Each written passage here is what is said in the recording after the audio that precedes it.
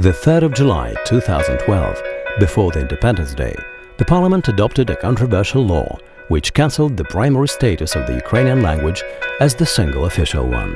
This issue became number one in the country.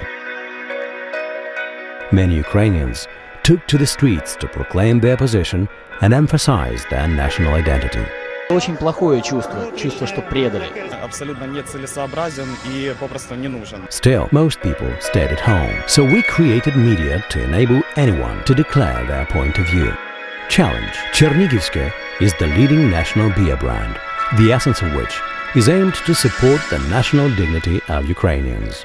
Strategy. We expressed the general insight of the country in a simple social act, declaring, "Yes, I am Ukrainian." Chernigivske believes that every Ukrainian is worthy of writing a book about. So we launched Yes, I am Ukrainian project as an interactive book with a record number of authors.